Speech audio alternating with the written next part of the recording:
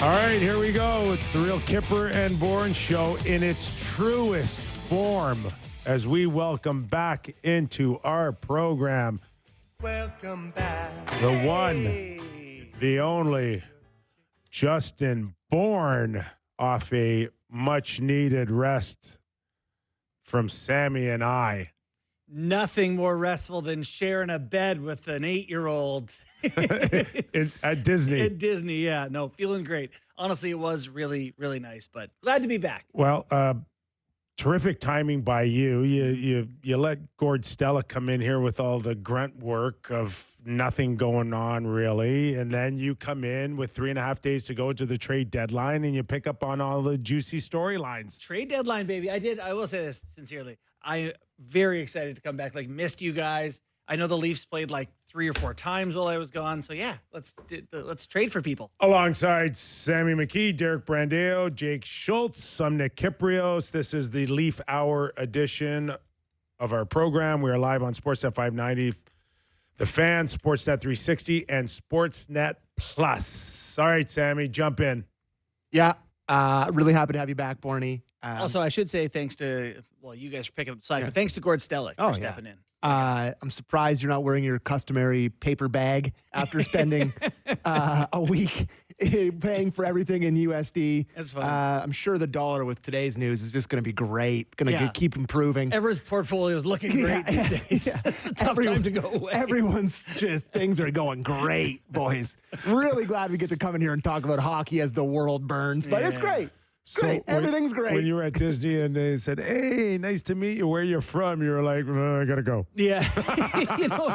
Honestly, it tends times a little bit, but everyone down there, it's all, bubblegum and rainbows and all that. So didn't think about politics till I got home. Well, good. Any hockey thoughts down there? Any people just dying to give you some Florida Panthers or Tampa Bay Lightning takes? Swear to God, I sat down on a shuttle bus to go to Disney the first day. The guy sits beside me. He sees a Maple Leaf on my bag. He's from Vegas, huge Golden Knights fan. Name is Shannon. He's going to come up here to Toronto. He wants to meet everyone. There you go. Immediately into hockey. So okay, so but no Florida fans. No, none of that. So what was the term you used? Bubblegum and what? Rainbows. And rainbows. Yeah. Okay, and we probably thought it was bubblegum and rainbows with a Leafs winning streak. Honestly, every time I check my phone, they win another game. I was like, God, I'm missing all the fun. But then I got here and Sammy was like, they weren't that good. And more bubblegum and rainbows last night with a 2-0 lead, Sammy. And then it went from bubblegum and rainbows to what exactly? Poo. Oh, God, that's a little strong. It went to crap. I don't know what to say. I did get to watch all of that last night, and boy, that I hope the games while I was gone were more, I don't know, complete than that one last night. I gotta tell you, so you missed. You would have seen the Carolina game. Yep. And then you left. You would have seen the Chicago game. Yep. And then you left. They played the Tuesday against the Bruins, which was an excellent comeback. And then I Great missed game. Rangers and Pittsburgh. Rangers, they weren't very good. And the Penguins game, they weren't very good. The goaltending wasn't great. Like, I didn't think either of those games, they were very good. I tried. They might not be very good. I tried my best last week to say the positive because I was thinking of you, right? Oh, yeah. Come on, Kyper, more positive. I heard that little JB voice over my shoulder, but there was a part of me that said there's parts of every game that they've won that I didn't really like, but it's okay because they find a way to win. Yeah. And that seems to be the narrative. And then it's almost as if all of it caught up to them last night. Yeah. I told Sammy I was going to mention this to you because I did go back and I watched the games, like the 10-minute condensed versions I watched last night. I watched Auston Matthews lose Rickard Raquel against Pittsburgh in a gross goal. I watched him lose Zibanejad against the Rangers. And I got to ask you, is our boy okay? I mean, he's looking. It is a ongoing topic of discussion. We tapped on it a little bit between Gordy and Sammy, and I think there's whether it's huge Auston Matthews fans or still ones that are a little bit more critical and nitpicky like me, but we all agree that we're not seeing what we've been accustomed to the majority of his career. Yeah. I mean, reading all the different things about the trade deadline and what the Leafs need to do. Saw someone saying that the Leafs need to get Tommy Novak or something like that. And it's like, if Auston Matthews and the big guys don't score, if they're not the best versions of themselves, it doesn't matter. Yeah. This whole thing doesn't work. So I would say that it's getting concerning that playoffs start in 5 weeks and he's on pace for a 33-goal season in 68 games.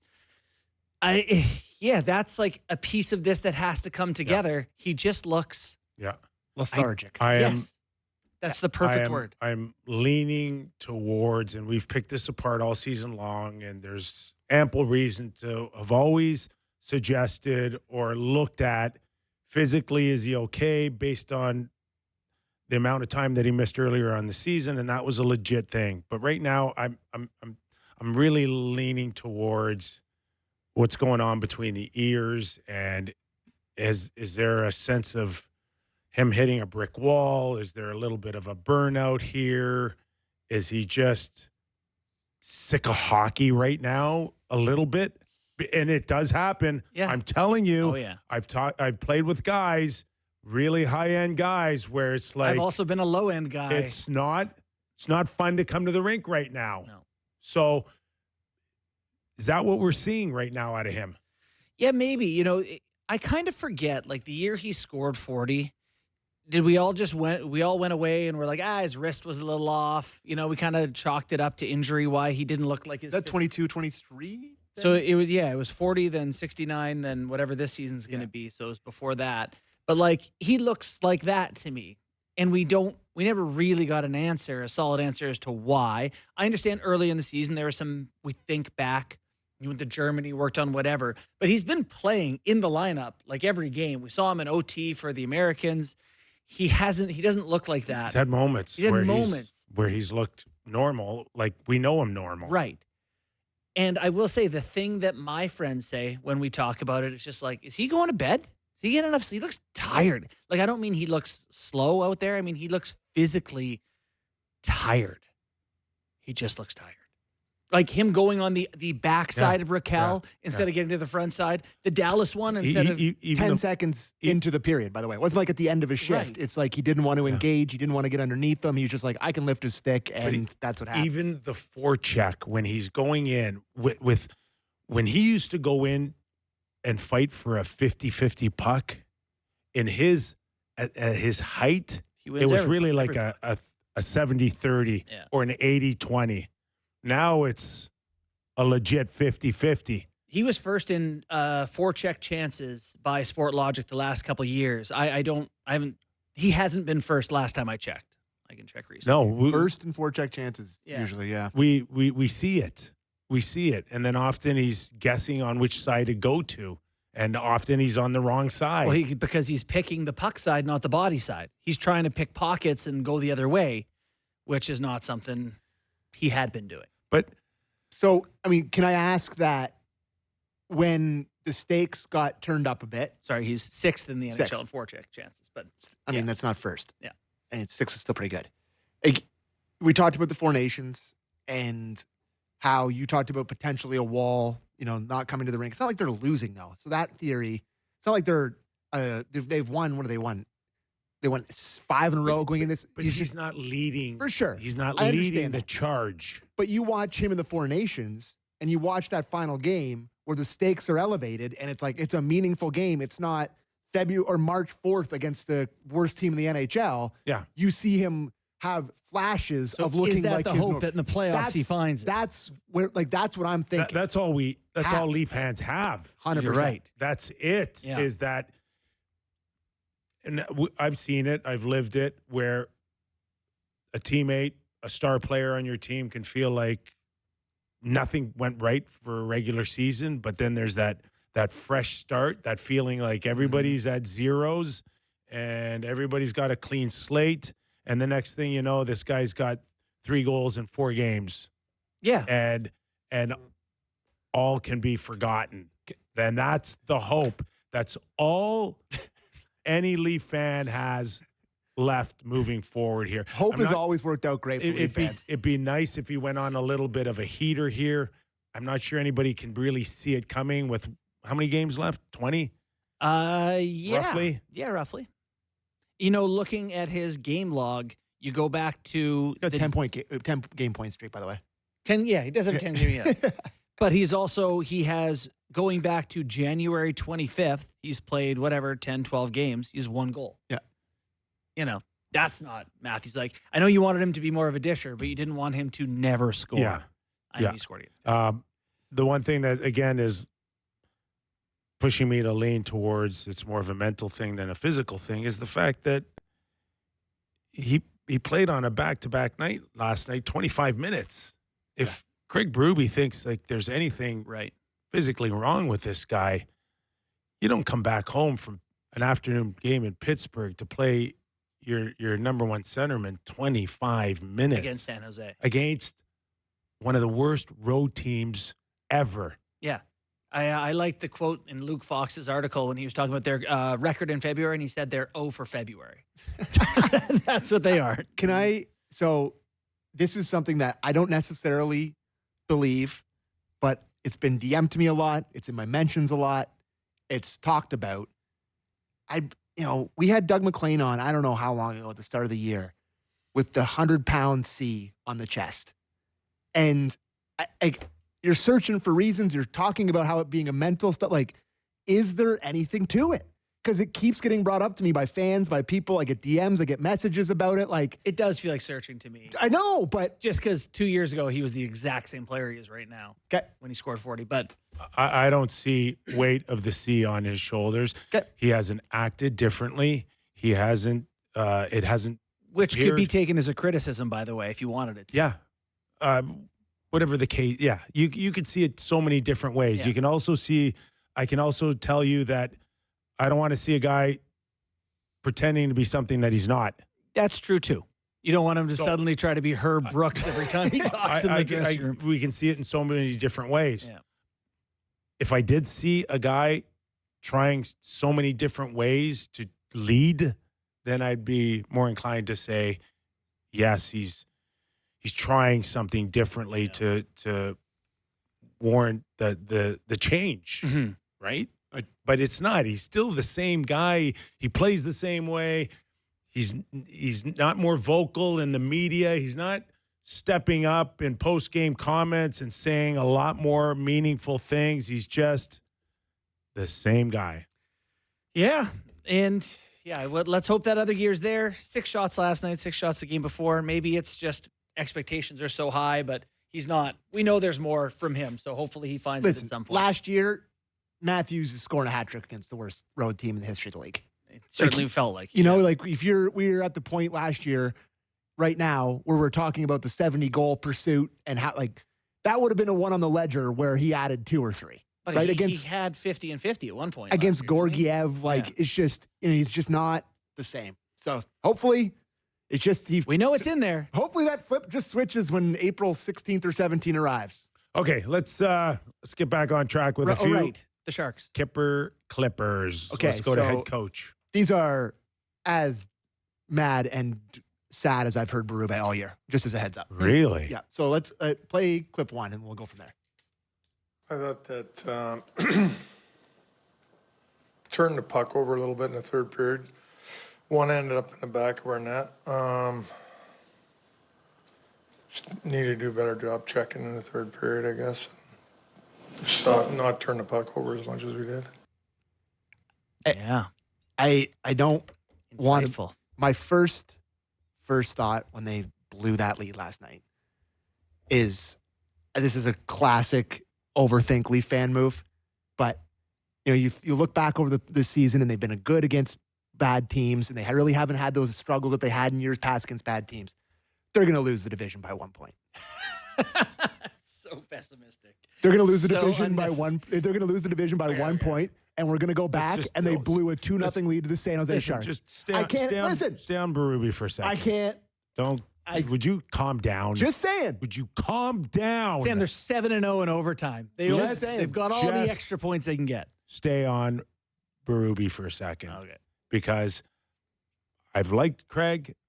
I've liked the fact that in so many ways, and we've all believed this, that they have a style that can take them further than something that we haven't seen in 10 tries already. I don't know, 8. I don't know how many playoff rounds they've Just won. round up. It's been 10, basically.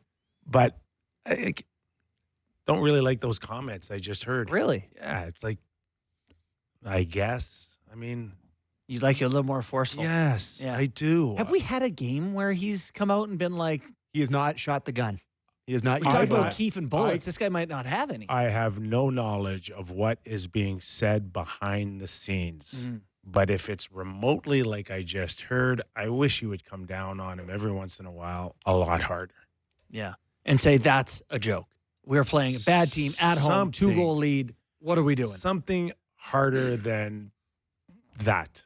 How about clip 2? See if you like the improvement of his tone in clip 2. Number 2, please, Eric. Well, it's disappointing. Any loss is disappointing. 2-0 lead, we're in a good spot to close it out, and we didn't do the job. And, we had a chance in OT with the power play and couldn't get one.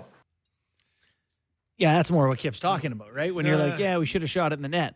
But even like, I don't care about overtime, and I don't care if you found a way to win those and get those 2 points. It's still bad, okay? And that, to me, it's not about finding a way to beat non-playoff teams to win. It's about this won't work when we need it most against teams that are playoff ready. Yeah. It won't work, no. guys. I don't care how many points we get. It's not going to work. People got sick of hearing Sheldon Keefe talk about process. But at this point, the Leafs started the first 20-game chunk of Berube's tenure as one of the best teams at denying high-danger chances. They didn't give them up. Over the last 40 games since then, they're bottom third of the league. They're like 22nd in the league in high-danger chances again. To me, it's like, that's great they won 5 in a row. At some point, you got to look at the process and saying, I don't care that we're getting the points. We can't be giving up bottom third amount of chances in the NHL. And that, to me, is where we haven't heard him be mad enough that it's like, great, we won, but I'm upset at this, rather than, we could have got the points. I hope he's giving it to him behind the scenes and saying, I don't need to do it in front of anybody in the media. I don't have to. I'll just deal with it myself. I mean, you have to imagine he is. I don't Right? know. Right? Then, but don't overly pretend in the media either. Just kind of find a way to just let your fan base know that they're not fooling me here. Mm-hmm. Okay? That's all. It does, like when you talk to someone who doesn't follow super closely and they tell you see the Leafs have won 5 in a row and they go, they're on fire. And you watch them enough to know that's not actually true. They're kind of squeaking by points or whatever, but you don't want to step on it. That feels like Berube right now. You don't want to ruin his fun, but like you are noticing it's been bad, right? You're seeing what we're seeing. We just need to know you're seeing this. The Toffoli goal on the wraparound from Was that with Renberg? Yarncroc as a backpack? You're Connor Dewar. Like, you're not scoring. Yeah. Your sole job is to not turn the puck over at the blue line. Yeah. That's it. You're the simple line. Get the puck in deep. Can't have that happen. We lose a 7-game series on that play. Okay? And I can't have you turn the puck over. Yeah. We do have a clip on Yarncroc. Oh, we got the clip here. Yeah. Exactly what you're talking about. Like that, that's your get it in deep spot right there. Now, Yarncroc coming back to the middle of the ice.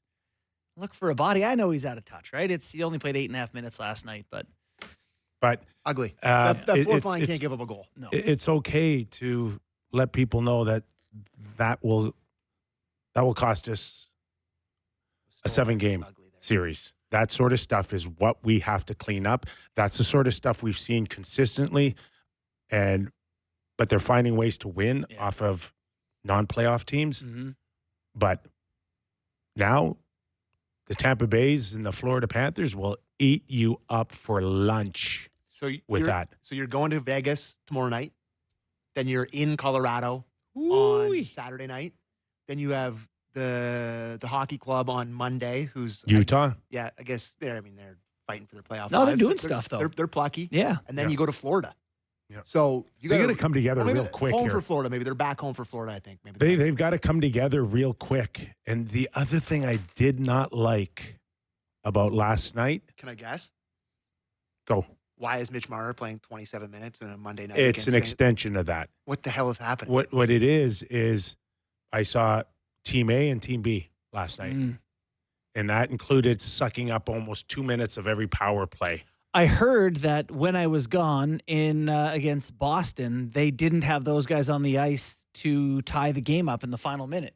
Correct. Which is, I was like, I'm sorry, Holmberg scored to tie the game? But they were out there for a minute and a half, 2 minutes. They were sucking air beyond belief. Okay. I don't think it was It wasn't like let's give someone else a chance. It was like these guys physically can't do it. Marner said he was breathing through his eyelids. So yeah, okay. That checks out. So again last night, like, it's okay if you want to lean on certain guys, but I don't know what Max Domi played, 12 minutes, 13 minutes. It's like it could be 15 and they'd be okay. 27 and a half. Yeah. 25 for Matthews. Almost 23 or 24 for Matthew Nyes. I like Matthew Nyes. Yeah. But like 23, 24 minutes for him. In game 60 against San Jose, a lot. And then Willie and Tavares still like 20. Yeah, they had minutes. 4 forwards that played more than their top D. Hey, I understand those. If you're playing in, like, for example, next week when you're got Florida in town, it's a tight game, it's a division race. You feel like you can only ride your top guys. It's Team A, Team B. I feel like you're a little bit more willing, but like Connor Dewar can't survive 3 more minutes against the Sharks. Like, you weren't even chasing the game. You were up. To that point, if you can't play those guys more, you need to change the guys. Correct. They should be able to handle those minutes. However, and there's a certain deadline in a few days that I actually do think those guys can handle those minutes. Fine. Like, yeah, it was a crappy play, whatever, but like they're okay. Listen, I watched period and a half, 2 periods. I liked their game last night. Yeah. Up 2-0. Better than I've liked them in a week and a half. The bottom line. Or the whole team in general. Okay. I did. Let's play clip 3. There was parts of the game where I'm going, they got good energy. San Jose can't get a sniff. Robertson and Holmberg, pretty good. Nick Roberts had 3 back checks this week that I'm going, hey, way to go, kid. Yeah. Way to go. Yeah. Play clip 3, Berube, Derek. Actually, liked a lot of our games. Second period was really good and took the game over. Power play was good. Got us a couple goals. Nitpicking anything, well, it's not nitpicking. We missed the net too much tonight. We had a lot of opportunities. We missed the net. So I thought the second period they were as dominant as they've looked against any team. I was okay, and then what happened? They hit a brick wall. They just got tired. How can they be tired? They just came. 90% of the team just came off vacation. It's not that, Kyper. It's something with this team that, regardless of coach, regardless of who's around it, regardless of who's running it, when they have a little bit of an opportunity to let the foot off the gas because you think it's going to be easy, they'll do it. You know that I did it. agree with you on that. That's been a consistent criticism of mine, but I can't deny the fact that they're 27-0 going into the third period of the lead. They have held on to leads. It's amazing. I know. That their first blown lead is to the worst team in the league. And 7-0 in overtime. As brutal as that third period was for them, Stolar still came within a whisker of getting them 2 points. You guys notice this? He's a pretty good goalie. Yeah. First, the one was a stinker last night. The one where he got caught on the post, the one that we just showed there. Overcommit, kind of. But I mean, like, I think, is that his first really bad one all year? I can't really even think of other ones. So, but they were still right there to take 2 points. Last night, do you put any stock in the amount of attempts that missed it? They had 78 shot attempts last night, and 27 hit the net. Like, is that just not taking the extra stride to get open? It's bad. Like, they get shots blocked, really bad. Wide. They just, how many attempts? 77, 78. And how many on? 27, 28. Yeah, that's crazy. Like 50 less. That's crazy. My math right there. Is there anything on stats that can tell us where that would fit in? Like I wonder what an average, like what would Tampa or Florida's attempts last night compared to how many times they hit the net? I wonder if on the year, are they trying to shoot it 80 times, 90 times? All right, I'm looking at that. Let's do some. I'm curious on shots landed on net percentage. Looking at that. Okay. Macklin Celebrini. Yeah, he's good. Yeah.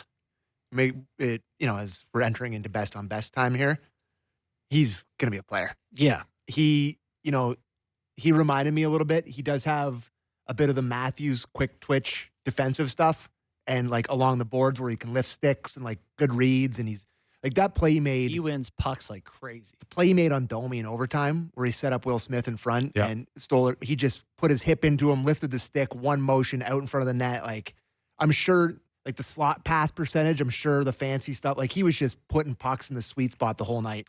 I love watching him play. I'd rather be San Jose than Chicago. For sure. In terms of the rebuild and the direction they're headed. Absolutely. They came in with an 8-game skid, did they not? They did. And there was a real big part of me last night that said, good for them. Mm-hmm. They hung in there. It wasn't a pretty at times, but because they couldn't get to the net and they don't have that many guys that have the ability outside of their young talent you just mentioned, they still hung in there. Mm-hmm. And they deserved 2 points out of that game last night. And the Leafs didn't deserve 2 points. And that's how it should usually work on most nights. The team that ends up winning deserves it more than the team that you just faced. I'll give Sam some credit for one thing here. This is I think last night was the Ontario tax. Like, I think if they're down 2-0 to Florida, no one's watching, whatever, they might just go away. This is one where it's like everyone's at home. The fans are, it's full of their parents. They don't want to get embarrassed. They keep pushing. I think they got a good push from the hometown boys. Who was it who scored the first goal? Jack Thompson from Curtis, Ontario. Yeah, a kid I'd never heard of. Like, Ontario boy, makes good. I'm like, yeah, of course he does. Yeah, Toffoli. Yeah. In many ways, nobody's paid attention to them all year. They come to the biggest market in the world, the biggest hockey market, the most attention. Of course, they don't just go away. It's their one time to make a name for themselves. Yeah. Isn't Toffoli isn't he a Scarborough guy? Like, I didn't even think of that. Yeah. It was the Scarborough and Curtis, Ontario show. It's not the setting where you're going to get a team go, I guess we don't have it tonight. Yeah, it's sort of one chance. And I thought they came out hot, too. The only bad period really was the second. So, yeah. Not enough Yarncroc to get any sort of opinion, right? He's going to be the same guy. Yeah. Right? He's going to compete hard, skate a million miles. Likely a slightly worse version of the same guy, another year older, missed a year of hockey. It's way too early to say. Yeah. I think he could be a depth guy, but... For who? Kenny? Okay, I'm trying to be positive. Well, it is trade deadline week, and having this guy back in his 2 whatever million salary. Yeah. I don't think it's that big of a deal, the cap. No? Well, if they add some salary like Schenn, they'll just find a way to alleviate through sending guys down. Think so? Yeah. Yeah. Reeves probably. Dewars at almost 1.2. 1.15 is the most you get. So you basically make those guys disappear. $2.5 million right there. Yeah. And you do remember last year, like at the playoffs, like they went down to 20 guys at some point, right? Yeah. Like just to make sure you're under the cap. So that's true. Not that big of a deal. We saw double retention today for Trent Frederick. Oh, yes. He'd have been nice for the Leafs. Yeah. So I have a few fake trades that I cooked up because we're getting into that season. And people used to like that. I don't know if people still like that kind of thing. But people love that. I will say, like, you talking about waiving guys or whatever to free up some cap space. You go through, I think we talked about this a little bit last year, but it's worth revisiting before we go to break. The Toronto Maple Leafs cap page is not an easy one to trade from. No. It's just, you have, as everyone knows, 4 guys making the most amount of money that none of them are going anywhere. And then the guys underneath that don't make enough to like make up a big salary unless you trade 3 or 4 of them out, which then you have no depth. It's a very complicated puzzle for Treliving to figure out with the Leafs cap page. It really is. Tree some credit. He recently said this week, you have to separate fact from fiction about who's available and what you can do. There's not, everyone likes to go, you need like a big top pair right D. And it's like, you go through the list and it's like, well, there's Parayko and no one else. So I mean, everybody, I forget who it was who we had on last week that was joking about this, that everyone's got the same wish list. Mm-hmm. They're looking for a depth center and a really good top 4 D-man that shoots right. It's like everyone wants the same thing, so we'll see. But I cooked up a few. I think I got 6 or 7 fake ones. So if you guys want to go through that when we come back. We absolutely do, and then we'll also maybe dive in a little deeper. Brayden Schenn, is it still possible? Probability on it. If not, where do the Leafs go next? Did you guys talk about that on the regional that I missed, the Rangers one? I saw something on Twitter that you guys had chats about that. Is that right? Buddy, I don't know what I had for breakfast Matthew today. Nyes or something? Is that what I saw? Okay. That is like yes. Yeah, we did. Okay. We did talk about whether or not how big of a swing that the Leafs want to make. If, in fact, Rantanen is out there, where the Leafs... We'll get into that after the break, and then obviously in the National Hour as well, where we will welcome in Steve Valiquette, analyst for the Rangers, CEO ClearSight Analytics. He's got plenty on that, including Spencer Knight in Chicago. Had a pretty good night last night. We'll get his thoughts on the big trade as well. So do not go away. And we come back after these words. The Kypreos, Justin Bourne and Sam McKee. It's the Real Kyper and Bourne Show, Leaf Hour edition. So, it really sounded going into this week that there might have been a focus on Brayden Schenn. Where are you, JB, on how aggressive should the Leafs be? So the overall question of how aggressive they should be, I think, vary. But I don't think Schenn is a great player and all that. But I think the cost for Schenn to have a declining asset in multiple years, he's not. I don't want that for the Leafs. I feel like if you could just have him, of course you'd love to have him, but it's going to cost a lot, and the contract's a risk to me. Are you a big believer in the? I think that's. I think those are excellent points, and I got to think that sort of thing's weighing on Brad Treliving and Brendan Shanahan, and maybe not so much Craig Berube, who like raved about him. Were you here or did you leave? No, I didn't hear. Oh my god! You're talking about Schenn? I wish Two oh my gods from him. Yeah. Hold on, I'll try to find that clip quick. Try to find it, but because I don't think we ever played it. Did we play it? Okay. But like, yeah, JB was not here for it. But like behind the scenes, I remember, so I was in the Leafs coaching office when they had DJ Smith was an assistant coach, and Lou Lamoriello walks by the room, and DJ goes, Lou, stops him. Yeah, you got to get me Roman Polak. You got to get me Polak. He's like, we have no one who can kill a penalty. You got to get me this guy. If you're a coach, you don't care about the assets, the contract. You're just like, bring me a guy I want who does a thing I need. We have the clip. Oh, perfect. Let's play it. Yeah, I congratulate him today. You know, I love that player. I love the guy. You know, he's a superhuman being. And, you know, 1,000 games, a lot of games in the league. He's a dedicated player. I always say that. Guys that can play that long are dedicated to the game. They do all the right things throughout the summer, game in and game out, preparing. And he's a very prepared player. You know, and looks after his body and looks after himself and loves the game. He's a hockey nerd. He just loves the game. And so it was great to see him get 1,000 games, and very happy. He's handsome. And he walked my dog. Yeah. And he just, he takes I love that player. Okay, I'm not one to know the exact rules or how they are written up on tampering. I don't know. But when there's smoke, there's fire. It could be just one sentence saying that you're not allowed to talk about other players who are under contract. Don't to other read clubs. into anything like that. It could be that. Well, but that it could be that simple. Yeah. I don't know, but you don't hear that. I'm telling you right now, we've been in the business a long time.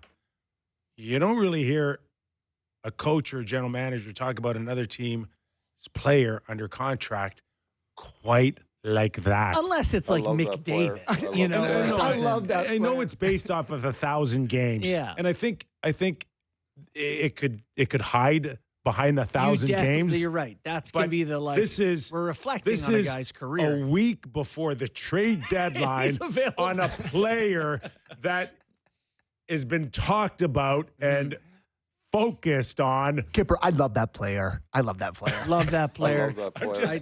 I'm just saying. I think he'd really be comfortable in the Niagara and Wellington, King West area.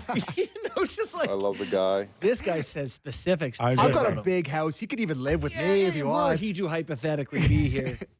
Just saying. Yeah, he's probably talking more to tree living than he is about anyone else. But this is my point about Polak is that coaches always appeal to their GMs. Go get me guys I want. So of course, Berube would love to have him. Okay, so in that vein, would you like to hear what I had for a trade for Brayden Schenn for the Toronto Maple Leafs? Yes. Okay, so let me know if this is crazy because I'm going to say it.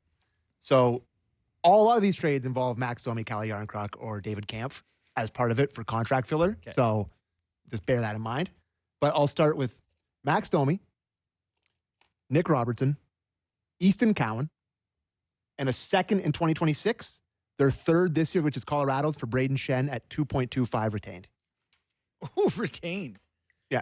I love the retention on that. Now I'm into it. Because you have to give up a lot for them to retain for 2 years after this. So they're not even going to want Domi. That's just like make the money work. No, and like the thing, it was Domi has 3 more years. 3 more years. For sure. So, there's not going to be many teams that are going to want to take on that term. Unless St. Louis does think that he's a plus asset, someone who can contribute to them. But what you're offering them is Robertson, Cowan, and a couple of picks, which is, depends how you look at the Schenn deal and him aging out, I think very good. Yeah. You asked me as a Leaf fan, do I want to do that? As a Leaf? Who hangs up first? St. Louis? The fact that I'm stuck means you've drawn up a good one. Second in 2026. Yeah. And you use Easton Cowan as sort of the first-round pick instead of actually giving up the first. I think what people at home listening to this have to consider is it's going to be a lot to get him. Well, and this is the year, like we've said for years, all in, all in, all in. But it's like Marner's not under contract next year. Yeah. Tavares is not under contract next year. You're not going to have this many. You got both goalies who are cheap. Nyes is, cheap. You kind of have to take a shot. And it's not like there's this great player available out there for a 7th rounder. If you want to get good now, it's going to cost. Now, okay, go ahead. No, you go ahead. I also think it matters how you're valuing Easton Cowan and his season and where he's at in his progression. Oh, you mean the guy just scored a hat trick, including the overtime winner against the Oshawa Generals on Sunday? He's having a great year. Okay. No, did that happen? He did. Amazing. Yeah. He did. I've heard some good, some bad. Yes. I've heard lots of good. There's some bad. Yeah.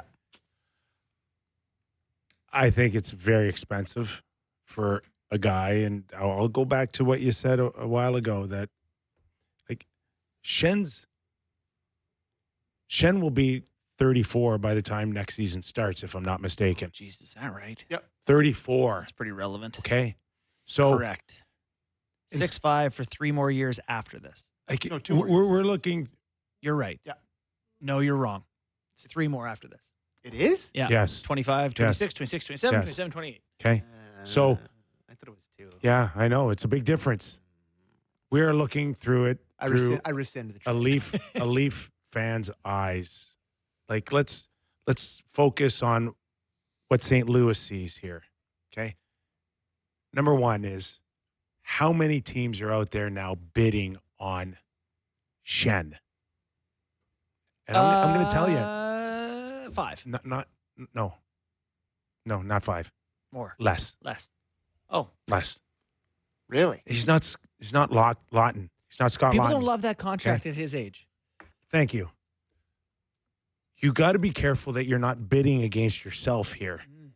Okay? And so force it back in Doug Armstrong's hands for a second. Okay?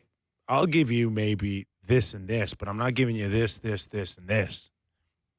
Because you always have the option of keeping him, but you're going to have a 34-year-old who isn't producing like a second-line centerman right now for 3 more years, starting at age 34. Are you okay with that? Mm-hmm. Because you're passing the team on to a new general manager in Alex Steen. Yeah. And I'm sure he would appreciate you getting this thing off the books for him. You know, there are cases where teams have essentially said, we'll give you this guy, just take him off our cap sheet. Was that Pacioretty did that from maybe Vegas to Carolina? Where it's just like, you can have this guy, we just don't want to pay him anymore. Is Schenn that? I didn't know. No. I didn't know it was 3 after that. I thought it was But 2 like, after this one. I've been screwing that up. Because of what Kip's talking about, if you take Cowan out of that deal and say, we'll give you a second, a third, and Nick Robertson, you got a clean cap sheet, you know, are we getting closer now and you get to keep that prospect? I guess it depends what they're looking at. And because you have to consider the cost of that being on your cap sheet. You like Schenn for many reasons, and we just heard the raving review from Craig Berube. I love the player. But so does Craig Berube, but he he really, really loved him At 31. in 2019. Yeah, at 28. Are you remembering that player and thinking that's the player you're getting today? In 2019, he had 54 points in 72 games. This year, he's got 12 goals in 62 games. Yeah. He's got 38 points. I covered that Stanley Cup final with Elliot and Kelly Rudy on Hockey Night in Canada, and I remember him being a very good player. But I remember a Stanley Cup being driven by Ryan O'Reilly, Parayko, Pietrangelo, and Jordan Binnington. Mm-hmm. That was your heart and soul, and Schenn was a great complementary player behind Ryan O'Reilly. Okay. So Leafs say no. The main leader. Well, the retention changes it. Yeah. You mentioned retaining what did you say, 2? 2.5. That's, now you get him at 4. Yeah. Now I'm in. Yeah. But I will say, if you do this, you're not re-signing Tavares. Yeah. Redundant to me, right? I mean, you're looking at a depth center, veteran guy making about 4. So, yes, you're right. And again, if you're Tavares does twice as many goals. If you're thinking like you're bringing in Schenn in and moving Tavares out, are you better off keeping Tavares, moving Schenn out, and keeping the assets? Mm-hmm. Yeah, you are. Okay. We just either I don't know. Seriously lighten the Leafs end of that deal. Hey, we're working through it. That's what this is a process. We're working through it. And I like Schenn because I think he's tougher than Tavares, and he's probably a little bit more. They compete, but they compete in different ways, right? Yeah.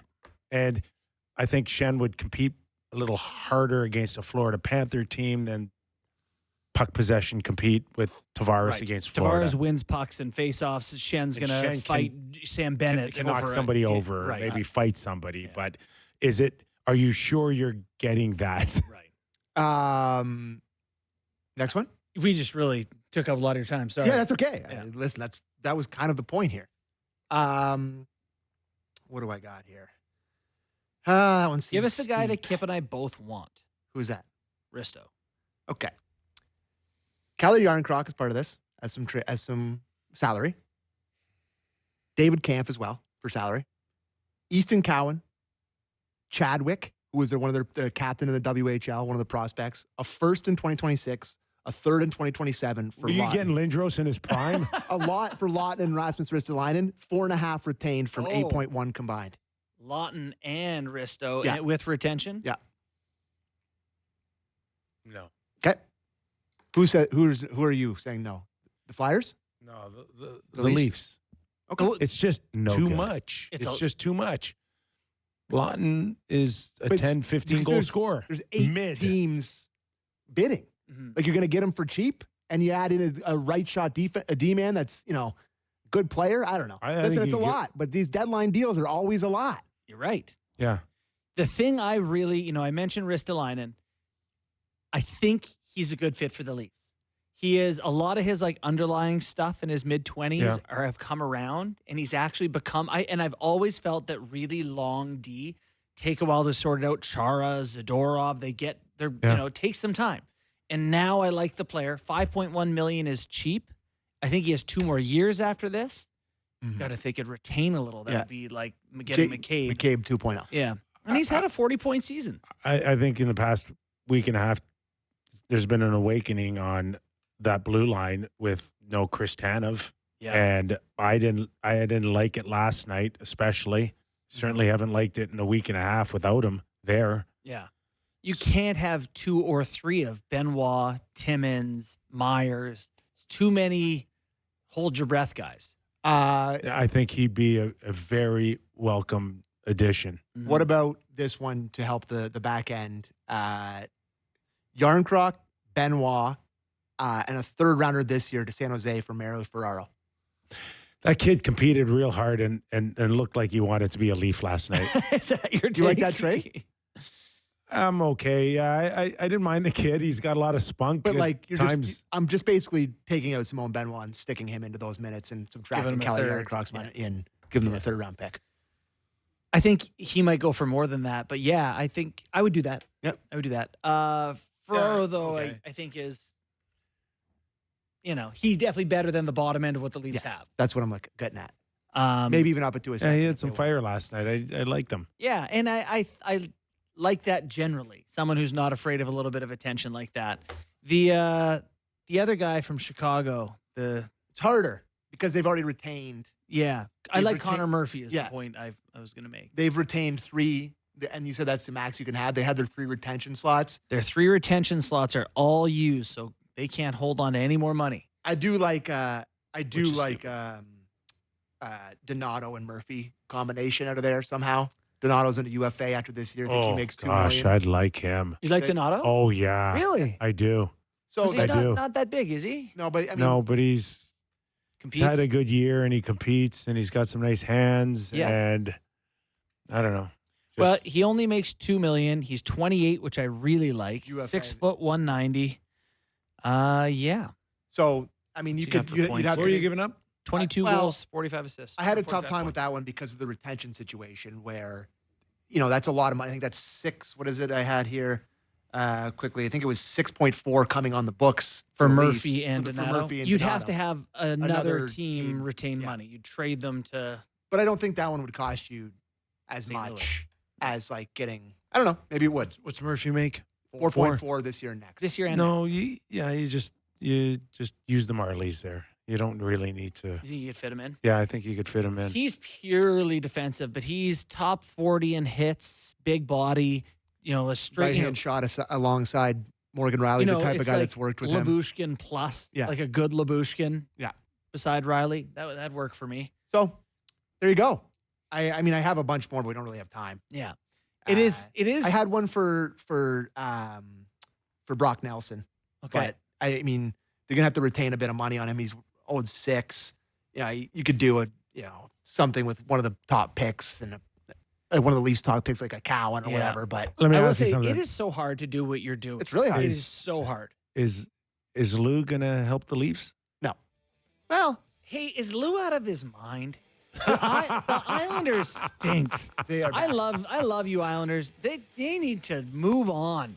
Boy, do they ever. They are no good. They're not good enough, and they're going to hang on to Palmieri and Nelson. They have to trade those guys. Have to. They will. Leaf fans will be so mad. They love the prospects so much. I just traded them all away. Oh, you can't get rid of them. No. Hold on. If either Kip or I were making up trades, those would be the same names going the other way. It's the only way to get assets. Don't trade the guy that's going to contribute in 2031. All right, we're just warming up here as we welcome back Justin Bourne.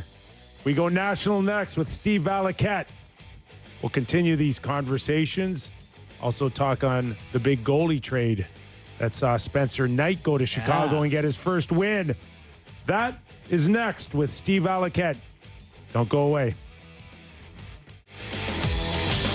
All right, let's get her going.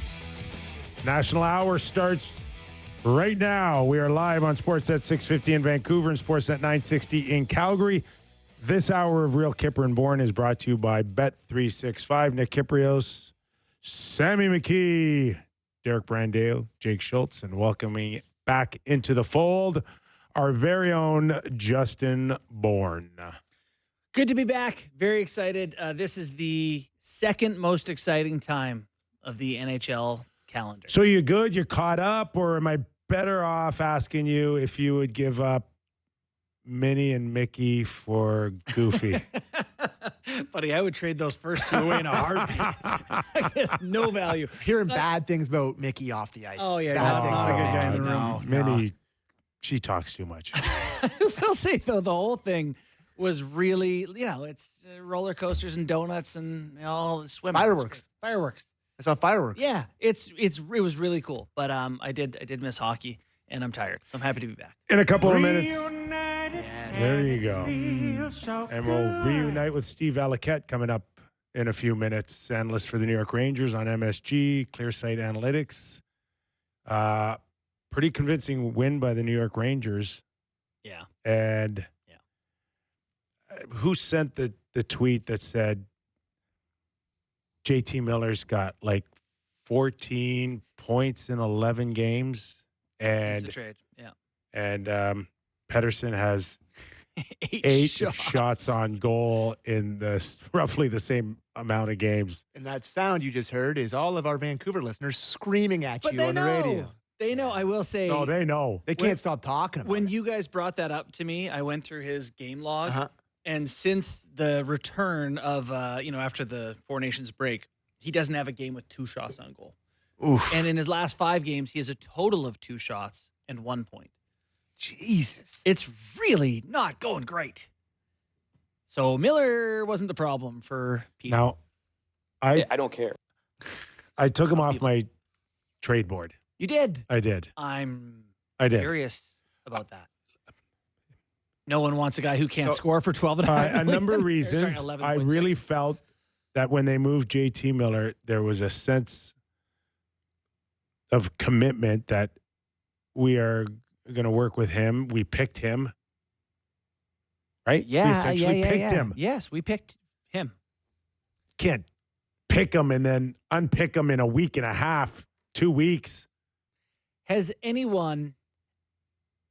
So he's paid like, what, a top 10 guy for sure, probably. 11-6 puts He him might be 6th or 7th in the NHL in salary. for sure.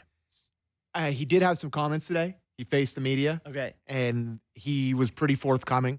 This is from Brendan Batchelor on Twitter. He says, I haven't played to the expectation I have of myself or the franchise has of me. Mm-hmm. I'll be the first one to tell you that. But that's in the past. I just want to take these last 22 games, plus hopefully more, and play my best hockey. I wish we had more wins. I wish we had played a lot better, but I can't dwell on that anymore. I'm just trying to look ahead. I want to turn it around more than anyone. Good practice today and ready to go for tomorrow. Yes. Yes.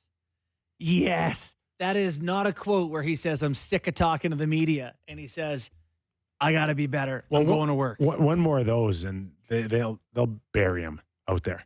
What do you mean? I'm saying if Petey shrugs it off and doesn't. One of those where he's. Yes, if he comes out and just does another one that I'm sick and tired of talking to you guys, that sort of thing. Yes. There may not be going back. He may go back on your trade board at that point. It would be ridiculous now to think that there's a team that would be willing to pick up his contract as is right now. We did the Schenn talk in the Leafs hour about, teams wanting to shed big contracts for no asset. Just take this off our books. Petey thing is interesting. Like, if there's no way they're there. No, they're not there. They're not there for sure. But, like, what would it take? Like a first? Would that be enough for Petey?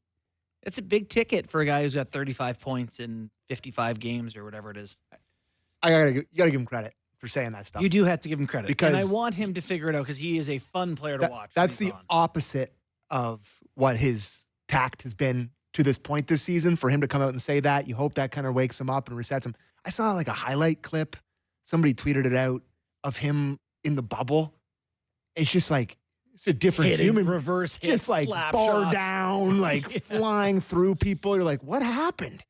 Maybe it's a Matthews situation, mystery injury. Like you just don't know what's going on with him. Let's go to a guy that often does know what's going on.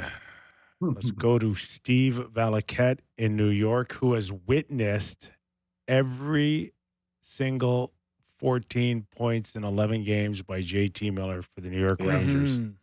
And where are you after that trade with JT Miller? Where are you with Vancouver staying with Pettersson? You know what, boys? I'm a believer in having an alpha dog in your lineup that's a top player. I can tell you that much. You should see what this guy's like on the bench. JT Miller's got everybody going. He's tapping Zibanejad 1 minute. He's coaching Cooley the next minute. So Cooley, JT Miller, and Zibanejad are the top line right now, and they are a difference maker. I'm wildly optimistic about what the Rangers could do now. Things have totally changed here. Back-to-back shutouts. And you know what? I was looking at some PD data over the last few weeks because this conversation hasn't gone away. You know what I thought was the most remarkable stat that I came across for him? It's breakaways. 3 years ago, he has 39 goals. He had 23 breakaways, scored on 8 of them. Good average. Do you know how many breakaways he's had this season, fellas? Handful? 2. 2. Wow. So he's not getting the one-on-one breakaway speed at all. And you can go to the NHL Edge data on his speed bursts and all of that kind of stuff, and it backs it up. But he's just not getting behind people. You could talk all you want about him having his one-timer in a holster, but he hasn't been getting his one-on-one looks, and I think that hurts. And you guys know what it's like. When you're not getting your chances, specifically the good ones, you can't feel good about yourself. And with everything that's gone on, I can't believe I can look at that roster and see Horvat and Miller and Pettersson a year ago and possibly have none of them. It's unbelievable in a year. You know, after guys' careers are over, you often hear, you go back to that year and here's what was going on. You know, I was off the ice, it wasn't right, or here's something happened with a girlfriend, or I found out that whatever it may be. It's just unusual. You know, we talked about Matthews at the start of the last hour. It's unusual to see elite players without explanation suddenly not be elite, Valley. So I had one that happened to me, Borny. My son was born, and I've heard you guys talk about kids being born. Like, it's a real thing. I didn't know what sleep deprivation was. I had no idea. I've always slept really well. And my apartment, also heard you guys talking last week, Kyper, about your apartment in New York City with Gord and how much it cost. So my apartment in the city, it was 750 square feet for $5,800 a month, and 500 per car. And what parking. year? What year was that? This was 07, 08, 9. Scary. Yeah. Scary. It's embarrassing. That's USD.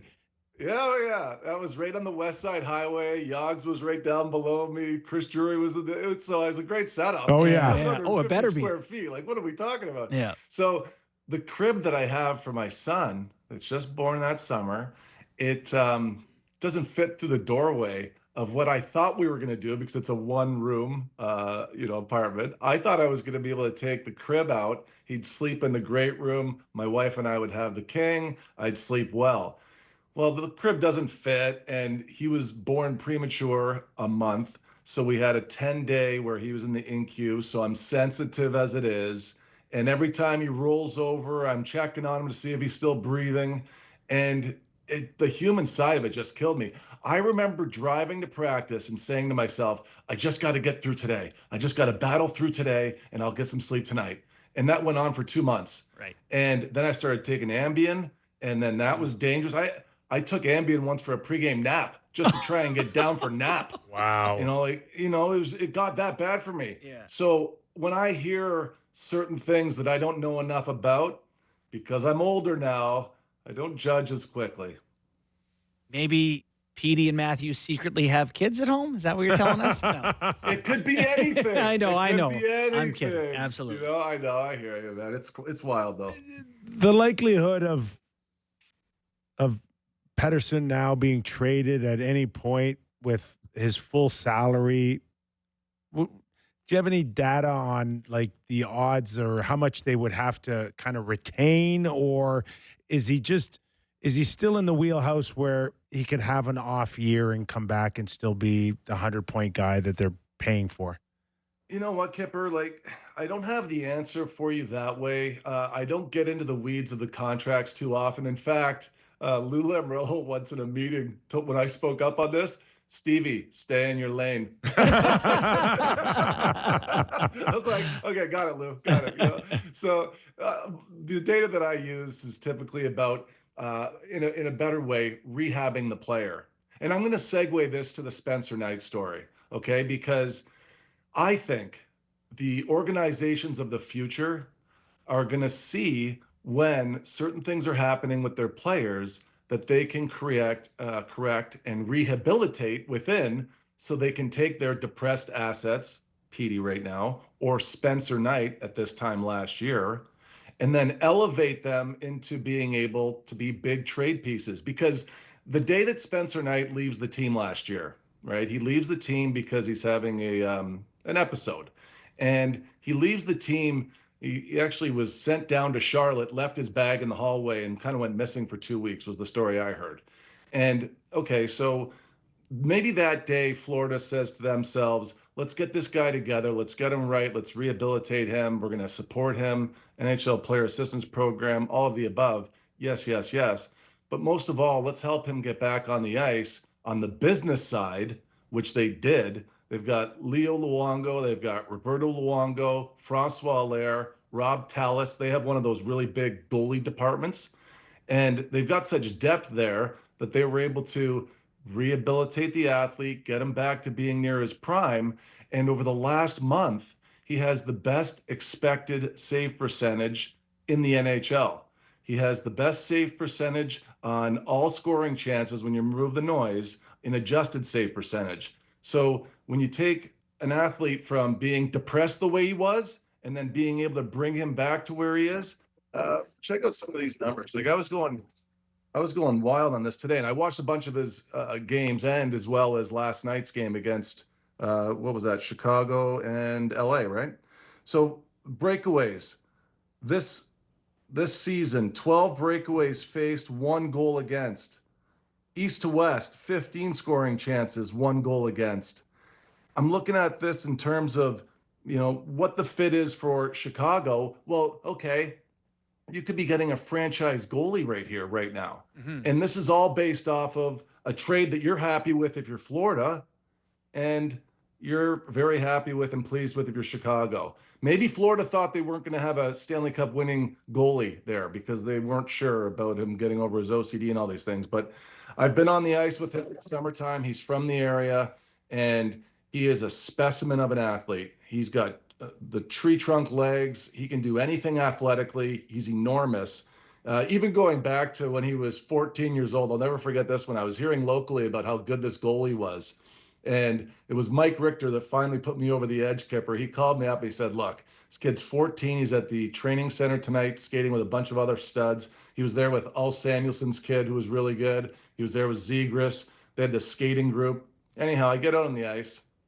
I see Spencer Knight for about 5 minutes and just say to myself, this is the best 14-year-old I've ever seen in my life. He was as big as he is right now, and everybody else was down to his knees. Just dominating. He made a save with his shoulder and his elbow that he should have probably chased with his glove, but he's doing it the NHL way as a 14-year-old.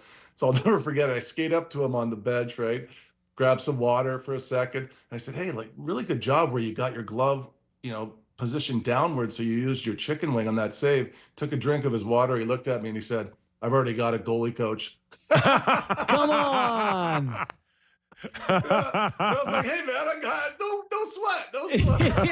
I'm not trying to pick anybody's pocket here. Yeah, exactly. Jeez. So I know he's got the confidence. I love the kid. And look, he went through something, but point is what's better than, because I look at the Rangers and they sold low on Kakko, Kravtsov, Elias Anderson, and that's where you lose right now, fellas, in my opinion, because can you imagine if the Rangers had those 3 players playing a role on the team commensurate with where they were drafted in the top 10? You got to be really confident in your ability to assess your talent or read the tea leaves, because there's a lot of teams that like to play it safe, right? But it takes a lot of guts to move on a guy, and I'll give Chicago credit too. It's at the end of the day, it's still risky on Chicago, is it not? For sure. With Spencer Knight, but also the fact is that you got to take your chances every once in a while. And in many ways, the Washington Capitals also rehabilitated Pierre-Luc Dubois, who was also in that. We're buying low here. We may have to take the whole contract, but we're not competing against anybody. It's not going to cost us a ton. Like, you got to be really confident in your homework to go out and do this. Logan Thompson would be another one from Washington. Strome. You know, I even wonder about Washington a little bit. They bought Cap Friendly this summer, and they've had quite a bit of success. You know, like, what are they doing? Right. You know, there might have been something there that they've pieced together, but 250 scoring chances is a lot of shots. 250 scoring chances. And so going back to January 1st, Spencer Knight's the top goalie in the league. Logan Thompson's number 2. So those two guys have been completely rehabilitated. Logan Thompson's got a brand new deal. Vasilevsky has moved his way all the way back up to the top. So Dustin Wolf. And excuse me, if you were going to talk about who we're talking about for the Rookie of the Year, Dustin Wolf is in the top 5 of every major statistical category representing the goalies. And he's with all the big names. And I don't think you're seeing that from as good as Celebrini is. I know you saw him last night, and whoever else is vying for the Calder. Man, oh man, Dustin Wolf has to be the heads-on favorite right now. And you know, if you're a betting person, I think that's some pretty good money to put on him too to win a Calder. Yeah, Dustin Wolf would probably have a better chance if someone on Calgary could score a goal here or there. That would be really helpful for them. You mentioned that Vasilevsky's clawed his way back to sort of the top of some of your metrics. We covered the Leafs in the first hour. A little concerned about Vasilevsky kind of looking like old Vasilevsky. Yeah, a little bit. He's been the best goalie, I guess, going back to just a little bit before Christmas to now. And when I look at who's favored here in our model, I'm looking on my dry erase board behind me. Toronto, Florida, and Tampa. The model likes all 3 of those teams very well, mostly because of the way they're defending, all 3 of them, where they're defending. And then out west, Colorado, Winnipeg, Dallas, and Edmonton. But Edmonton's really fallen off defensively recently. And then, you know, I'm looking at your goalies. When you guys are trying to evaluate who's going to start game 1, what conversations are you having between Stolarz and Wall? It's changed, but I imagine, and I'm going to speak for you guys here. I imagine everyone would pick Stolarz today. I wouldn't hesitate if it was tonight to put Stolarz in first. Sammy? Yeah. 3 for 3, boys. Sammy? Yeah. I think the same thing. I was looking at a few factors here, and I think this is going to be the conversation and some of the questions that you're going to have on your show. But not every team has to go through this because Stolarz and Wall have been so good, both of them. And not every team has that problem. It's a similar problem Swayman and Allmark gave the Bruins a couple of years ago. So who's playing better is going to be a big question down the stretch. You're going to feel comfortable with who's playing better. And since January 1st, it's been Stolarz, but he's got a smaller sample size because of his injury. So this is going to be one that's just going to be punted for the future. But the next question I think we have to ask ourselves is, who's been more consistent over the year? Who do you guys think has been more consistent overall, full sample? Jeez, I feel like you're leading us that it's Joseph Woll, but I don't know. Yeah, honestly, from my eye test, Stolarz. Yeah. So Stolarz has had more big games, but overall solid average. Give yourself and give your team a chance to win games. The positive game percentage for Wall is higher. It's 84.5% compared to 77%. Both great numbers. Mm-hmm. Both great numbers, but that's just a little piece. Another piece would be, who does our team play better in front of? Does our team perform better in front of Stolarz or Wall? And the answer on that one is Stolarz. The team defends better with Stolarz in net. Who plays better under pressure is another question.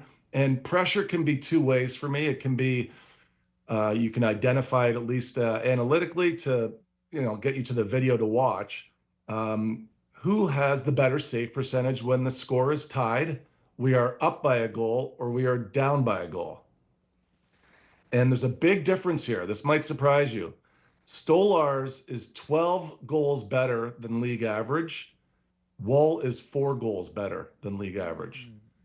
And the big significant bump would be when the score is tied. So that's more time tied in a playoff hockey game than any other game score. Woll is a -7. Stolarz is a +1. Both goalies are better when they're up by 1 or down by 1. Score tied being the one where they're not, killing it. Mm-hmm. But overall, Stolarz would be the guy that if we started today, it would get the net. And then the last reason, which is just my own bias, it would be seniority. I think it's easier to go with the older guy, and then if he fumbles it, put the young guy in. Mm-hmm. This time of year, if teams have a little bit of a question mark with their goaltending, is there a percentage where a solid defenseman could come in and help a goalie out? Because the two examples that I have, and we just mentioned Vasilevsky, Deblois is the general manager of Tampa Bay.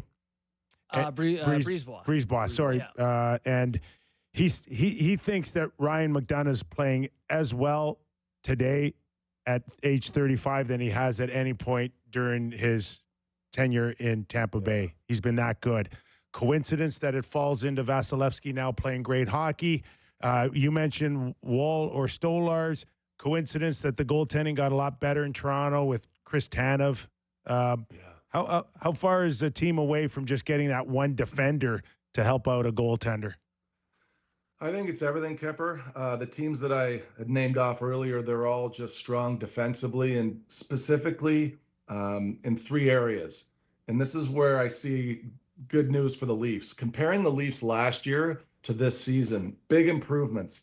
Big improvements from odd man rushes last year, where the Leafs were 19th in the league. And then this season, 5th. Mm-hmm. And that's a number I've brought up here for, how long have we been doing this, fellas? 4 years. Yeah. And for the last 6 years, the team that's won the Stanley Cup has been a top 5 performer in that stat. And again, if you're putting money where you want to make a little bit here, give me a DM and I'll tell you those 5 teams. Right? on the eve of the Stanley Cup playoffs. So the other area is dots down in the D zone last year, where the Leafs were 24th. Not a good number. Mm-hmm. This year, they're 5th. Dots down defending in their D zone. Last year, the east to west pass, they did it well. They were 9th and now 7th. So those numbers are just around where they were. But this to me is really telling when you start looking at what chance types influence these numbers. So how about this one? Last year, the Leafs, breakaways against, they allowed 114 on the season. That was 28th in the league. Wow. This year, they've allowed 53, which ranks them 5th. They've given up the 5th fewest breakaways this year. Great number. Another great number, because you want your goalies to be warm when they face difficulty. This year, the Leafs are 29th in clear-sighted shots against. 29th is a good number because you're allowing your goalies to see a lot of rubber with clear view. So some may say Tanev screens the goalie a lot because he's always in the way trying to block shots. I would argue that with he and McCabe playing as the top pair of guys, they're clearing better than ever before. Right. So now you're allowing your goalies to be great. You're keeping the play on one side of the ice. They're not seeing one-on-one looks, and they're seeing clear view shots. Slot area chances this year, 132. That's 5th best. 5th best. You got to follow up? Deflections, 3. It's all good stuff, really, for the Leafs defensively. And I know last night was last night, and I wonder sometimes when they drop games against bad teams, but I think it's good environment for their goalies. All right, that makes sense. Not on the Leafs. No, okay. I'm gone. All right. Just last one for me then, Valley. Tonight, the Edmonton Oilers are playing the Anaheim Ducks. Calvin Pickard is going to start, not Stu Skinner. Skinner's last 4 starts have been kind of rough. Do they need to make a move to shore up their goaltending given how good the rest of their team is? Good question, Barney. I'm prepared for you. All right. Get some homework for you. All right. So last week, when you were away using your fast pass at Magic Mountain while we were still on the roller coaster of the NHL, well done. We talked about Binnington in the environment that the Edmonton goalies have played in all year, Pickard and Skinner. Imagine that you just plop him in there and he's faced all of the same shots, his strengths against their weaknesses and vice versa. He would have stopped 17 more goals than their tandem has allowed this year. That's a lot. It's a lot. Now, another goalie that could be rumored to go there is John Gibson. So when I put him into that model, he'd only be a +3. And part of that reason, and the big difference is that Binnington is really good off the rush. He's got a very good rush save percentage for the last 5 years. He's been in the top 5. He's always been very top save percentage, reading off rush, odd mans, etc. So the big issue in Edmonton this year, right now, overall defensively, when you include PK and all game situations, they're still okay. However, dots down D zone that we were just talking about, 24th, east to west D zone chances against, 23rd, and odd mans against. Last year they were top 5. That's why they got to the final. You know, they were right there with Florida. And this year they're 15th in odd mans against. And if you watch Edmonton play for a few nights, you can see that Stu's just not even moving close to as well as he was last year. Never been a huge Skinner fan off the rush, movement-wise, but right now he's struggling and they're moving side to side. Would you do it? Would you push for Binnington if you're Edmonton? I would. No question about it. I would, because you've got 2 nuclear weapons there in Draisaitl and McDavid, and enough to win. Yeah, you need something to push you over the line. Right I got one more for you, and I don't know, but it seems to blow my theory of just have good defense and you have a good goalie theory. But Carolina, and I look Orlov, Slavin, Burns, Walker. Chatfield. You know, it's loaded. So, like, what's their problem between the pipes all these years? We're on the same page. Also did homework on this one. All right. So prepared. Carolina, they're a team we see quite a bit. So when I'm preparing for the Leafs on Friday, or even this is the process I go through. We had the Islanders yesterday, right? Like, I go through every goalie this way. You'll get a kick out of this, Borny, because of the Islander connection. So Sorokin, right? Sorokin, if you play the wrong game style against him, you're going to lose. He has the 3rd best rush save percentage in the NHL. That's where he's an NHL goalie. He's very good off the rush. In fact, when I'm coaching goalies, oftentimes I show them how he advances out, where he is when the play comes to the dead angle, how he plays off the rush. But if you play him in his own zone, in the D zone, the Islanders struggle at covering net front, and this is the weakest part of his game. Net front with traffic in front of him, shots from the point. He has allowed 26 goals this year. That's 2nd worst in the NHL. And I don't know if you saw the Islanders Rangers on Tuesday, or you were still with Mickey at that point, but he was scored on 4 out of the 5 goals on net front. And the Rangers just figured it out. Yeah. And the second part of it is they stay away from the lower part of the net on him. He's one of the best in the league at just sealing down low. He's got a .986 save percentage on the ice. Seals really well. But when you elevate up on him, and specifically over his glove where he has a 75% save percentage, 5th worst in the NHL, where did the Rangers score last night? All 4 of their goals were in the upper part of the net. You know, sounds like the Oilers should trade for that guy. Well, there you go. Yeah, there you go. That would solve their problems. You're the one that brought it up. Yeah. Horses for courses, right? Yeah. So quickly here, I don't know if I'm on a time crunch with you guys, but Carolina, this is what's been wild about them this year for me. And again, I go through this process with them and I see them enough. 91 breakaways allowed. That's 28th in the NHL. Carolina.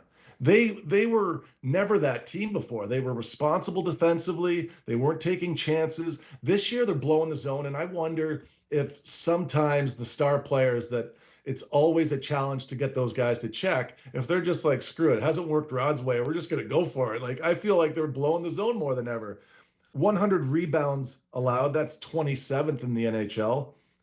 Dots down in their D zone, 31st. Odd man rushes against, 30th. It's like, so Kyper, if you want to say upgrade Kochetkov, he's been performing well. His environment's tough. It's been tough for him this year. It's not your typical Carolina setup. Wow, that's Great info, very insightful. The cheating on a Rod Brindamore team to boot. Look, I've had these meetings. I've seen it. I'll never forget this one, guys. We had a really good team in New York, 07. I thought we could win. But we had the team that was off the rush, loose, and playing pretty silly at the offensive blue line. We're in Washington. We had a few of these turnovers that went the other way. Our coach calls meetings with us individually. I've been around long enough that I feel I could speak up in a one-on-one meeting in his hotel room. He asked me what the problem with the team is. And I'm like, hey, look, I got a front row seat every night. This is what I'm seeing. It's okay for Yager to turn it over at the offensive blue line. You don't sit him. And then what happens when Dubinsky does it? And then what happens when Callahan does it? Everybody feels like it's a free pass. Hockey players crave structure and accountability. And if those things aren't in line with your stars, you have no shot. And that's the biggest difference I've seen since JT Miller's been here. It's almost like they're afraid of him, Kyper. They're legit afraid of him. I feel like Zibanejad is like John Giannone, who I work with for pre and post. He's between the benches, and he's like, last night, he's like, Valley, every shift he comes out, he's tapping me, guys, saying, hey, he's encouraging him. It's going well. You never know when it's going to go sideways, but so far it's going well. And it's almost like having a new coach in JT Miller joining the team. It's really changed. Hey, Mika, that bounce. You don't want to be the next PD. This is the part where boys, the guy's got 15 points. Mika does since January 1st. He's leading the NHL. This guy was whiffing on one-timers like it was his birthright 6 weeks ago. This is the part of JT Miller I loved when he was in Vancouver. Yeah. And then I don't know what happened. He's like the Tortorella of players. Yeah. Although Tortorella stuck it out for a while. Yeah. Valley, we needed an alpha. We got it. I kind of lied. I got one more for you. Just gracious. Hold on. Just quickly. You got to do this quickly here. So it's clear for me and all the listeners here. We hear you often say rush chances. I just want to be clear on what that constitutes. Is it anything that comes in on a clean entry zone, and no matter if the puck is shot off the wing or works its way through the slot to the other winger and then a shot on goal, are they all the same?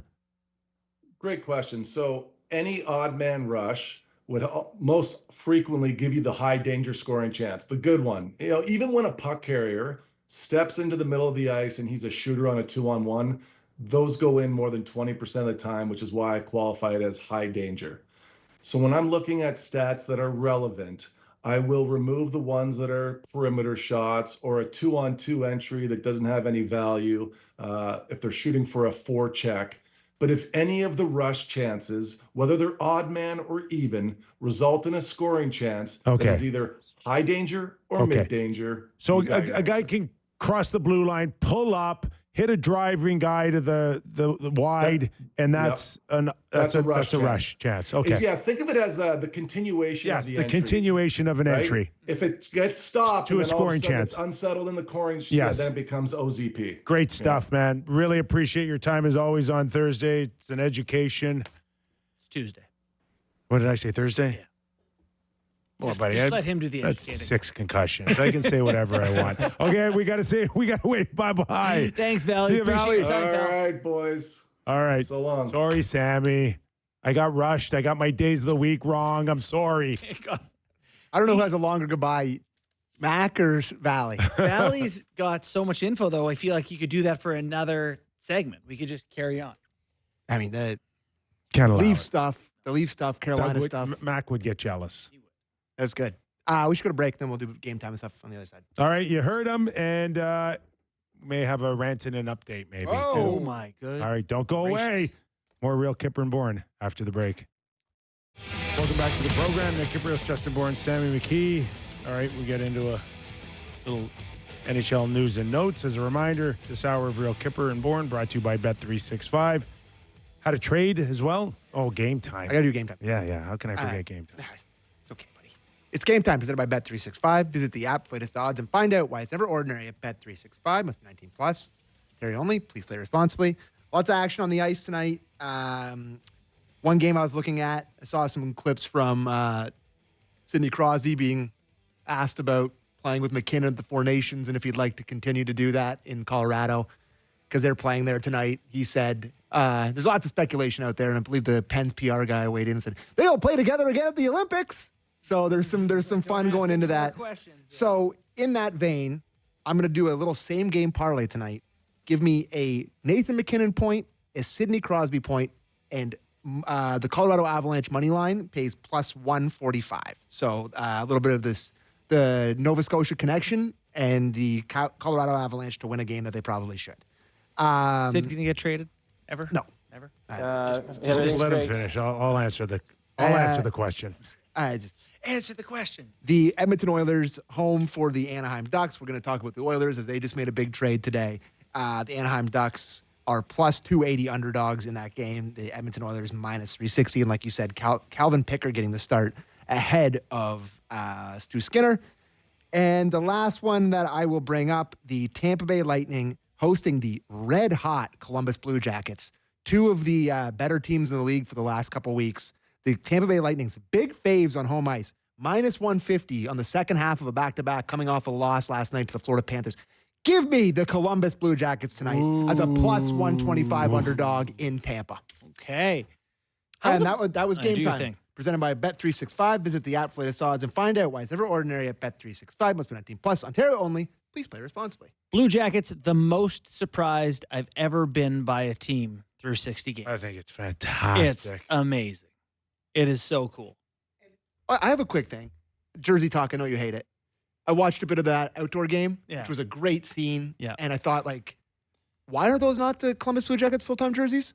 You know, those are 10 times better than anything they've ever worn. I'm not a uniform They're guy. So nice. But the blue with the cannon may be one of my favorites. Unbelievable jerseys. No team has ever done less than the Blue Jackets with red, white, and blue than with their everyday jersey. And then they do this, which looks amazing. We got to get that jersey. We got to find a way to get that jersey. Instead of hang it up. And, listen, I'm going to start. Leafs up there again. You left the Leafs on a national show. I'm going to start finding you. That's fair. Ooh, I like the kangaroo court. I mean, our good friend Donnie Waddell came on and told us everything that's happening with the team. I'm sure he'd send us one. Oh, let's hit up Donnie. Yeah. Yeah. All right. That's the most Columbus beautiful Blue jersey. Jackets. We really like the stadiums. I didn't mind the Red Wings as well, but it's just like when you've seen the same crappy Blue Jackets with jersey, that bug on it's like, oh my God, do something. And they did something. So good for them. Hey, don't poop on the bug if we're asking him to send us a cannon jersey. Well, they don't have they haven't had the bug since Let her rip. 1998. I'm old now. But they did have the lime green bug to start, which is very weird. Did you wrap up? Yeah, we're done. Yep. Okay. What was your question? Crosby. Yeah. On pace for Yes. 85 points in 80 games. And you asked me, will he ever? He's just going to miss playoffs for every year to the end of his career. I will say this, that Crosby, Nate McKinnon, and Brad Marchand playing on Colorado could be real. Is real. Clip it. It is real. And the only thing stopping them is the three of them deciding. They just have to say, here's what we want. Way. Exactly. Sid has to be like, I'm in. Sid's in and Marchand's in. The three of them so your can point be is the together. Avs would do it. The Avs would move the assets. Would do it. Sam with the jaw drop. Ah, that's interesting. Imagine. Just, well, listen, the Avs brought Ray Bourque in and finally got Bourque his cup. To get the East Coast line, a Stanley Cup. And we know Marchand now officially is out week to week. Mm-hmm. But Colorado's been knocking on that door, and Sid knows he's got an open invitation. Just give them the word. Yeah. Well, how do you even trade for Crosby? How do you make an offer? Like, we'll give you a first and a prospect. Yeah. And it's like, for Sidney Crosby? That one. What did Gretzky get traded that for? one a lot is of money, right? that one goes less about what Pittsburgh feels like they need and more about making it happen for Sid. Sid, you've been good to the league. anything you want. That's interesting. All right. That's fascinating. Go ahead. The whole good to the league thing is really. I'm debating bringing up the Gretzky stuff right now. Have you heard all the ruckus? Do you want to talk about it? With the political part of it? People are mad at Gretzky for... Yeah. Listen, Wayne's been amazing to me as well as he's been to most, like everybody. He's been... Right? It's really done more hard for the game in the NHL. It's really hard watching it from afar. Yeah. It's upsetting. And I think heartbreaking is what it is. It is heartbreaking. There's a lot of Canadians justifiably upset, I think, at having seen him support. And the I'll US speak for president myself. at a tough time. Myself included. Yeah. It's been really hard. And I have some family who's not in love with it either, but he's done so much for hockey and the game in general. It is a weird crossroad right now. Not even a crossroad, just No, it is a weird crossroad because for how Gretzky gets talked about going forward. It is it's bringing sport and politics together, and it's bringing lives. Like lives are at stake here. Yeah. Jobs are at stake. Putting food on the table is at stake here. Mm-hmm. So everybody's got a right to feel a certain way. Yeah. And I think that's fair. I actually don't know that there's a clear answer here. No. Obviously, Wayne's entitled to have his opinion. We're, myself included, I think I'm justified in being offended by seeing him support someone who so actively wants to harm our country because Wayne's been a great Canadian. So it's like this cognitive dissonance that sucks that I don't want to have for someone who we've just held up as one of the great Canadians. So now that's hard to say. And it's going to be interesting to see how that gets played out if at some point Wayne makes a statement or... Yeah, I don't know. I've just And maybe I shouldn't have even brought it up. But it's been on my mind. It's fair. It's and certainly fair. I mean, I'm sure as you guys are the same, amongst group chats, talks with friends, family, my mom, my dad, it's a hockey topic right now. It's a talking point. Doug Ford came out today and said... Basically, cut him some slack. He's been a great, ambassador for the game and all that. I'm sure there's, not just Wayne. I'm sure there's a lot of guys in the league that are pretty supportive of. Well, and that's a thing too. However, it's just if you know, I don't want to do whataboutism here, but there is definitely guys in the NHL that probably some Canadians in the NHL that would have. They're dual citizens, probably would have voted for. There's some complicated, but they're not Wayne Gretzky. But also, I think there's the. You can hold those opinions, but when you're aware that a whole country is so affected and hurt by it, maybe if you don't want to be at the forefront of that conversation, don't say anything. Yeah. I just would rather, you don't have to promote the other view unless you want to get yourself in the crosshairs, which is what's happened here. So, anyway, we had sucks. Sucks. It sucks. Yeah. That's where I'm at on that. Sucks. Okay, Rantanen. The latest I had heard is that clearly he's not going to sign this week. He's not going to sign this week. The ball's in Carolina's court. I'm hearing that they are shopping him right now. Really? And there are multiple teams right now that are they're discussing Rantanen with and what could a package look like. This is not me insinuating that it's a done deal, that they're ready to trade him. They always have the ability to keep him and try to work it out down the road. Maybe this is a playoff team, right? Yeah. This is a team that has high expectations. They would want a guy who can help now. Exactly. So they are looking at options of moving him and getting a quality player back. Remember, they gave up Nakash for him. They'd probably hold someone as high as that kind of standard to come back. Mm-hmm. I don't know if it exists, but they are working on that to find out as we speak. And the crazy part is they traded what they traded for him, and part of what they paid for was the retention. Mikko's contract right now, you're getting a $4.6 million Mikko Rantanen, who is a 1.25 point per game playoff performer in his prime. Do you know how much retention do they have? Can they retain up to 50% if they wanted to? Yes. Carolina? Yes, they have the retention slots. Okay, so that's now even makes it that much more attractive, and I'll give Tom Dunnan credit for that. At least there's no question that you you needed Chicago to pick up 50% for the thought of moving him. It's a waste if you went to all that trouble and you don't need it this week. Right. So I think it's still real that he could be moved by the Friday deadline. It's just tough to see a team who trades for him, who obviously wants to win the Stanley Cup, giving them someone they can use for a Stanley Cup run, unless, it's really tough. Unless you need just a very different type of player. He's looked better recently too, Rantanen. He's starting to heat up a little bit. Come around a little. Yeah. It's funny, his points haven't been there, but I've watched some games and he stands out. He's a horse. He still looks really But he good. cannot score till next season, and he is going to be he will be the highest paid winger between him and Marner next year. More than Draisaitl, I think? I don't 14 know. or whatever, in I that, mean, yeah. I have no idea. I have no idea, to be honest with you. 6'4", 215, and Sam, to your point, he is coming around here. I'm telling you something here. There's been a lot of people that, they're making early judgments on this trade for Nakish. I can't say his name. Natchez. And Rantanen, because Natchez has had a really hot start there.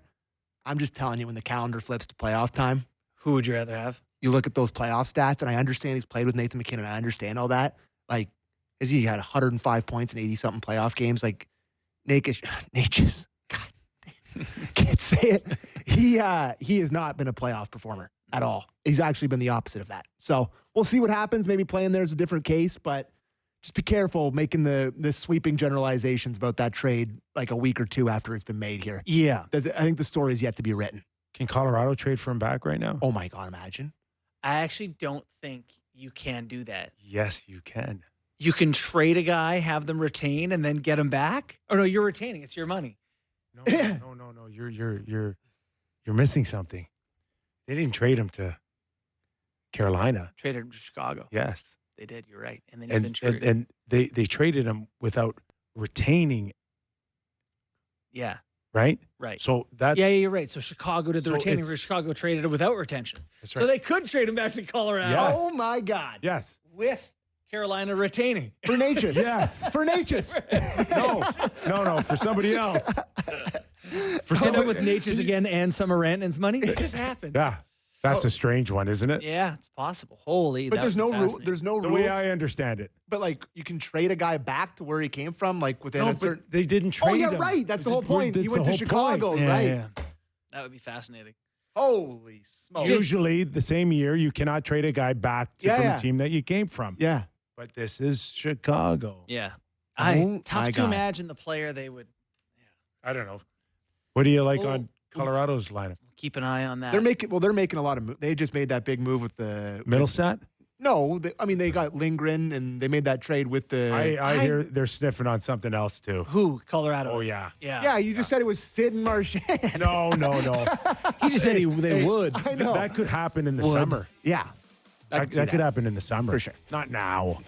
Sid's not going anywhere now, but listen, I would. it's a long season for Sid. What are the Rangers trading Lindgren for? Aren't they?